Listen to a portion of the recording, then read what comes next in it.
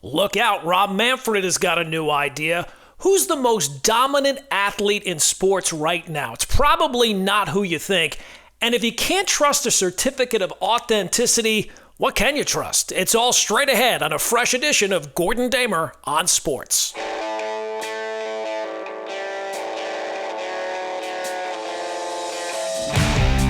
Hey, welcome into another edition of Gordon Damer on Sports. We've got another jam-packed episode on tap for today. But before we go too far, do me a favor, hit that subscribe button, give the episode a like, rate the show 5 stars if you're feeling generous. Just hit a couple of buttons, people. It's easy, and it really does help grow the podcast, and I do appreciate it. All right. I wanted to start with something actually newsworthy, which does not always happen, and I know those words and Major League Baseball don't always go together, but this past week, MLB pulled off something we have not seen in a very long time. They made the baseball All-Star game actually go viral. All the talking head shows not just focused on LeBron's next move or what the Cowboys are doing or Dak Prescott. They actually had something to talk about involving Major League Baseball. And that does not often happen. MLB and viral content go together like chocolate ice cream and an onion. But this was different. This was something fun and fresh, something fans were pumped up about, the players were into, and even the media was buzzing about. I'm talking about the first ever swing-off to decide the winner of the baseball All-Star game, a home run derby style swing-off that was perfect because, let's be honest, the last, decade or so, the home run derby has been more engaging for fans than the actual All-Star game itself. So the final score, who cares? The real story, the swing-off, and it was glorious. Fans were into it, players loving it. X completely lost its mind. Baseball had a viral moment that did not involve umpires blowing a call or 2 teams running out of players at the All-Star game. And here's the kicker. For most of the players, it seemed like they didn't even know it was happening while it was happening. Like they found out about it as the game went along, and that spontaneity made it even better. You saw actual real smiles, guys in the dugout hooting and hollering like it was like backyard wiffle ball. And for once, the All-Star game didn't feel forced. It didn't feel like a marketing ploy. This was not, hey, this time it counts. It felt organic. It felt fun. And let's be honest, when was the last time anyone cared about how a baseball All-Star game finished? When was the last time anybody cared about how a baseball All-Star game started, never mind finished? Now, there was a time when the game mattered, right? AL versus NL. Think back to Dave Parker's cannon throw to nail Brian Downing at the plate, or Pete Rose obliterating Ray Fosse, Fred Lynn hitting that grand slam against Atlee Hammaker. But that's distant memories now. In recent years, the most notable moment was when the game ended in a tie because they ran out of players. That's where we were, but this time it was such a hit that everybody was talking about it. But you knew that the conversation would not just end at the game, because even some of the most traditional baseball voices couldn't avoid the follow-up question, right? Ken Rosenthal, one of the most respected insiders in the sport, didn't just enjoy it. He said what a lot of people were thinking. Could it be that the swing-off didn't just end at the All-Star game, that it could become a regular season thing, right? And that's an idea that could potentially change how extra inning games are played moving forward. Now, before you roll your eyes, keep in mind, everyone involved in this seemed to love it. Logan Webb was texting his buddies during the game saying, quote, "We should never play extra innings again." Now, Logan Webb doesn't speak for all baseball players, but if the powers that run Major League Baseball could, they would get rid of extra innings altogether, right? If they could wave a magic wand and make sure all games ended in 2 hours and 30 minutes, you know they would. They don't want games lasting 4 hours. The players certainly don't. And think about that. The players and the league on the same side of a single issue, that never happens. So yeah, a quick, exciting swing-off. Sounds like a dream, right? 3 guys, 3 swings each, bang, done. And let's be honest, fans might be on board too. In an era where everything has to be entertaining right now, waiting around for a game to be ending in the 12th inning just isn't it. A swing-off gives fans what they love: home runs, stars, action. And it's everything that plays on social media, everything that fits into a nice, neat 30-second clip. It's a highlight factory. You know Rob Manfred would love it. It was his idea. And because Rob Manfred's motivations are easy to understand, he's all about growing the game, right? Well, let me rephrase that. He's all about growing the financial side of the game. If something can generate more revenue, grab a few headlines in the process, and even go viral on social media, you've got his attention. Whether or not it's good for the long-term health of the sport, well, that's not really a concern. Tradition, legacy, purity of the sport, those are just buzzwords that don't move the needle on a balance sheet. And look, let's be honest, baseball does have some real challenges in today's TikTok-driven, short attention span culture. This is a game built on patience and nuance. It's not about instant gratification. There's no 2-minute warning, no buzzer-beating three-pointers. It's tension that slowly simmers, right? And then explodes. It's drama that builds over time. But that's not how most people consume content anymore. So this idea carrying into the regular season, I don't think you can rule anything out, because Rob Manfred is the commissioner of Major League Baseball, and Rob Manfred doesn't see baseball through the lens of tradition or romance. He sees a business, a brand, an asset. And his job is to maximize that asset for his bosses, the owners. So he's not here to preserve what makes baseball unique. He's here to reshape it into something that is easier to sell. This is the guy who gave us the Ghost Runner in extra innings. He's the same guy who floated 5-inning games. He measures success in social media impressions and revenue spikes. So when the All-Star Game swing-off went viral, you better believe Rob Manfred was watching with both eyes. And not a fan's eyes, but with a marketer's brain. He wasn't thinking, is this good for the game moving forward? He was thinking, how do we monetize this immediately? How do we slap a sponsor on it? Can we make it a recurring part of the product? Is State Farm interested? Can we sell this to Amazon? He's not interested if it fits the sport. He's asking if it fits the balance sheet. That's the world we're living in, and that's the guy who's the commissioner of the sport. And that kind of brings us to a larger issue. Baseball right now has kind of an ongoing identity crisis, because the truth is baseball doesn't really know what it wants to be.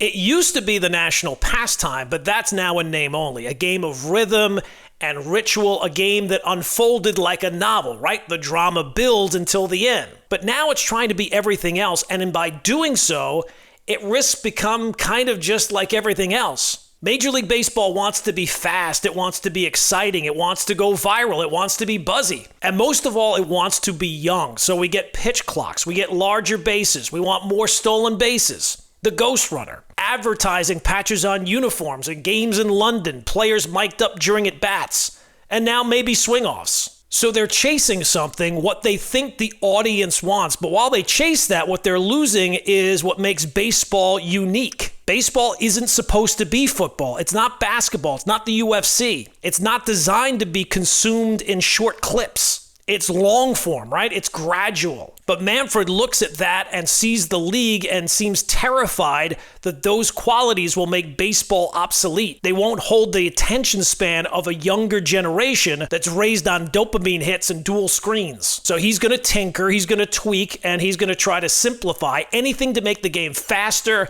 and more digestible to a younger audience. But here's the thing, the more they try to be like everyone else, the less they stand out. So Rob Manfred wants it all. He wants MLB to be like the NFL, the NBA, and TikTok all rolled into one. But you know what happens when you try to be everything all at once? You end up being nothing. Because authenticity still matters. Identity is still a thing.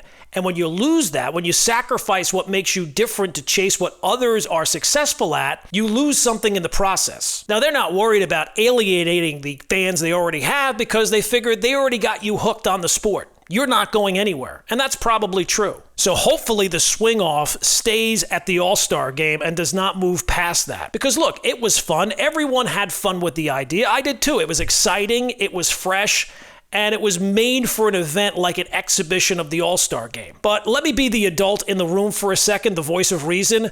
It would be a terrible idea for regular season baseball. And I'm not saying that because I hate fun. I'm saying that because I actually like the sport of baseball, the real version. Baseball isn't supposed to be home run derby with uniforms. I don't want to be like the NHL with a shootout or soccer with penalty kicks. I would prefer to keep baseball what it actually is, a game of tension, of tiny little decisions, not three guys hacking at soft toss from the first base coach while fans count down like it's New Year's Eve. I would rather a game go 17 innings than that. That's how we're going to decide games moving forward. Do people actually think this would be a good idea? Yes, while other sports have similar type things to decide games, those aren't good ideas either. I don't know many hockey fans who are excited by the idea of a shootout. No one's going to suggest the idea that we decide overtime football games by field goal kicking competitions.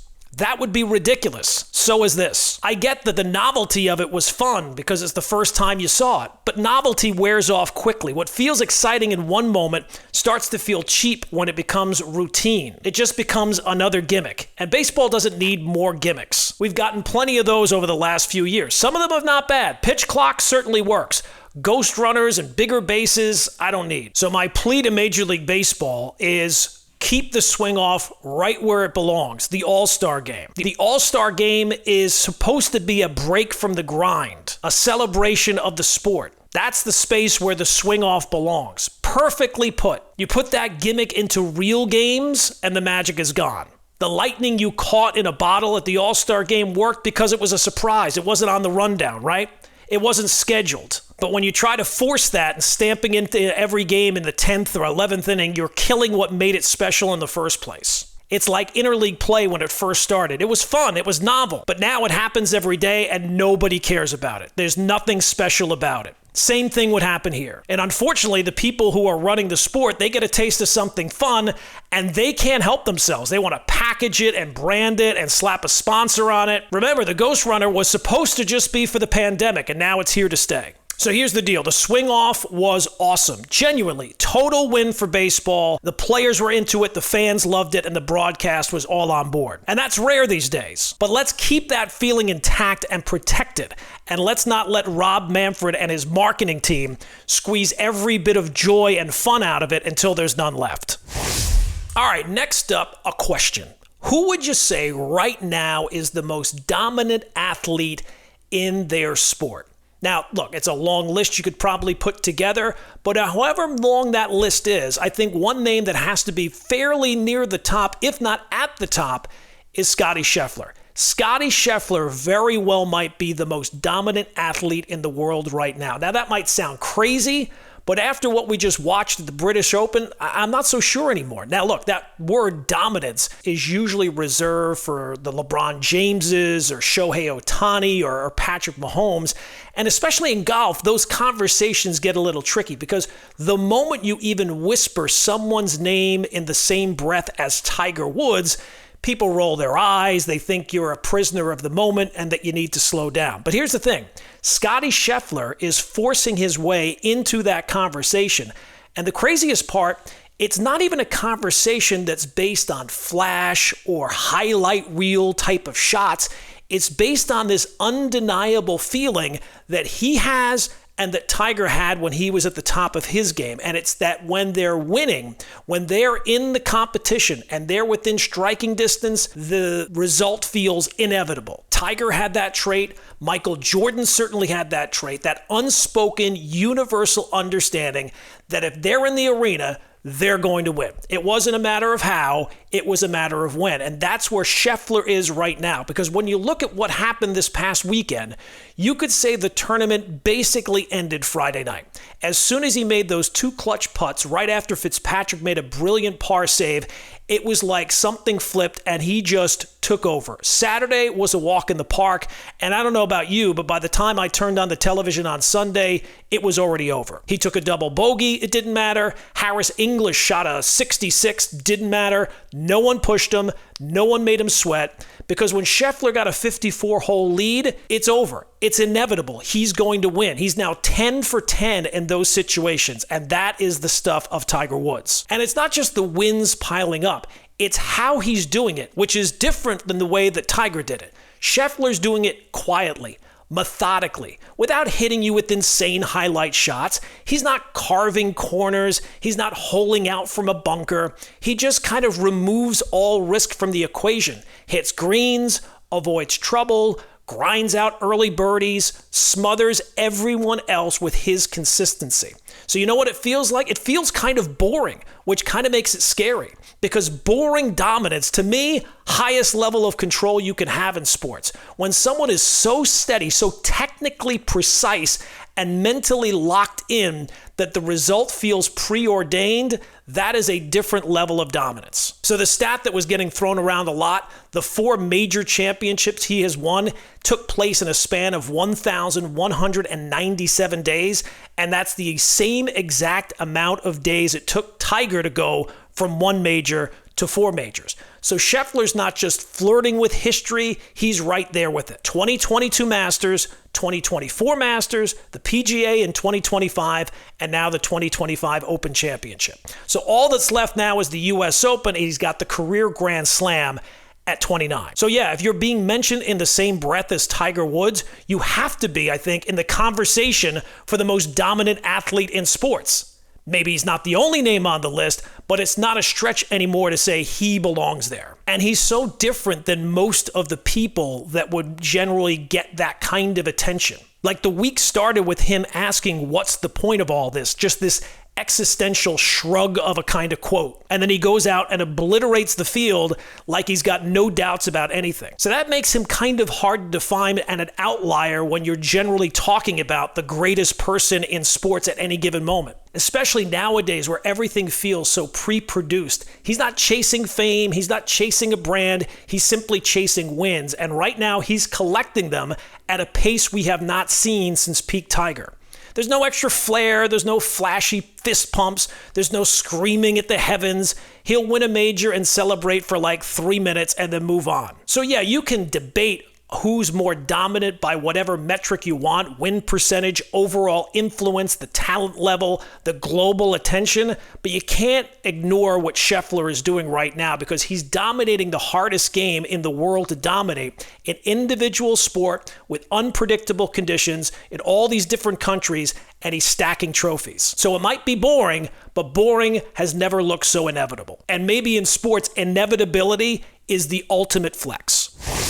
All right, let's get into the final story today that really grabbed my attention this past week. It got a fair amount of attention, but I don't think people realize how deep this is probably going to go, and it feels like they're just starting to uncover what's really going on.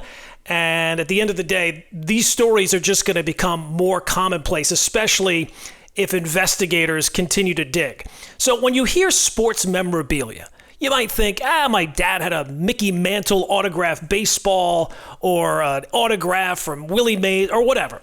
You don't generally, though, think of an FBI investigation that ends with someone ending their own life. That sounds like something out of a bad Ben Affleck kind of movie, but that's something that was ripped from the headlines this past week with a story out of Westfield, Indiana. At the center of this story, in case you haven't heard, this guy who was on the surface, just like any other collector, one of those die-hard hobbyists you find at card shows, or maybe if you're scrolling eBay for an autographed baseball or a piece of memorabilia from your favorite player or athlete.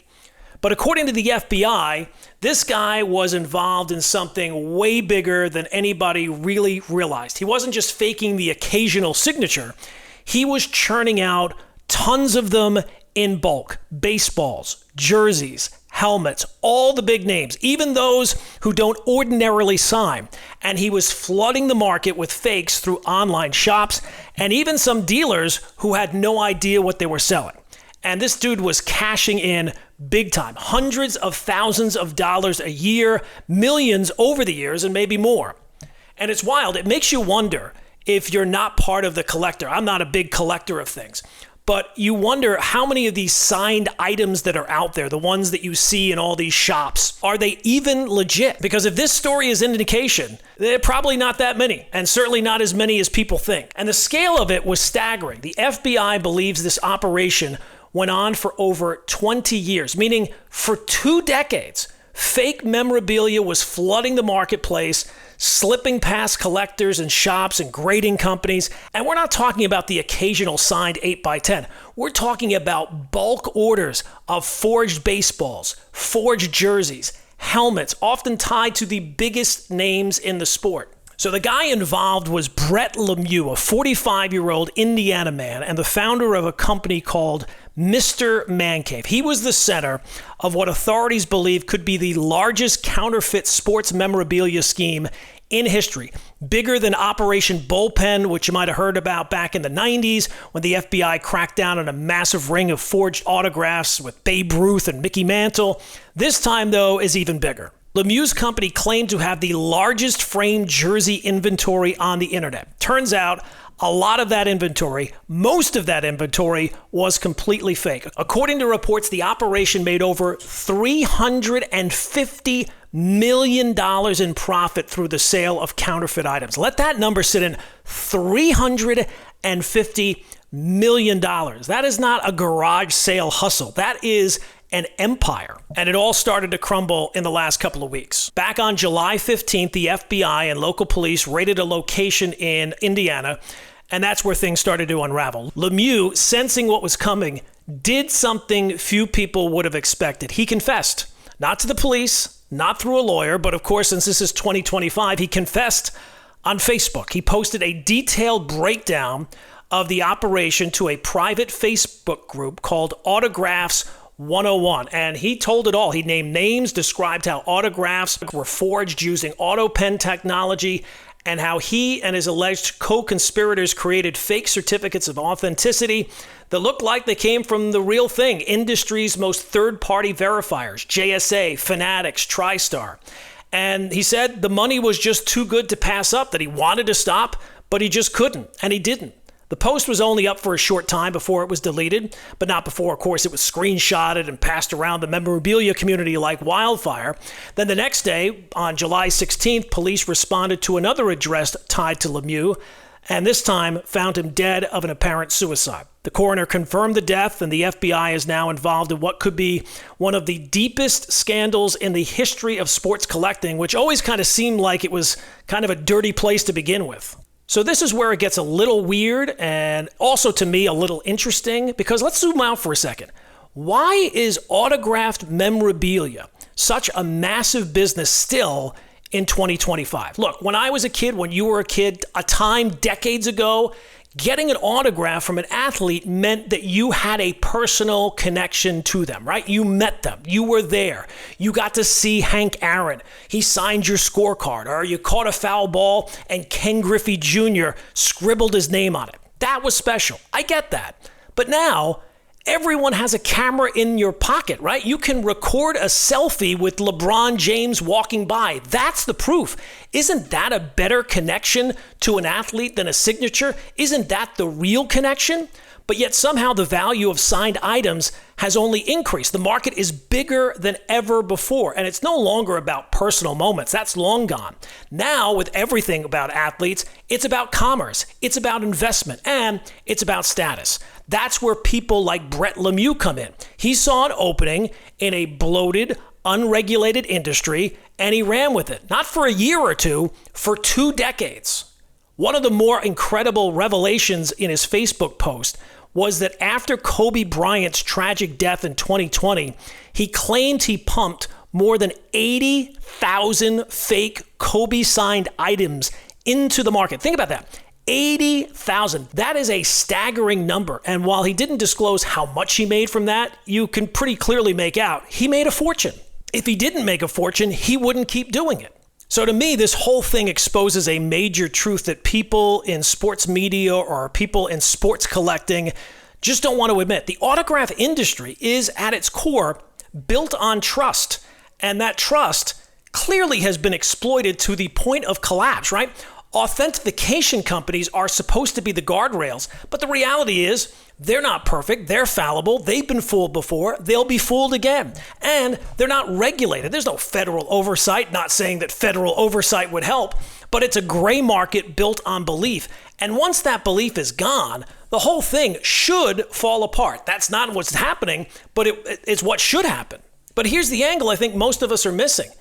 It's not just about the fakes, what it says about us as fans. We're living in a time where our connection to athletes is already so distant between media training and controlled appearances and social media filters. We get curated versions of the people we root for, autographs, real or fake. We are desperate enough to attempt to hold on to something physical, tangible, a piece of the game that we love. Even if we have a pretty good sense in our own minds, it's probably not true. It's a lie.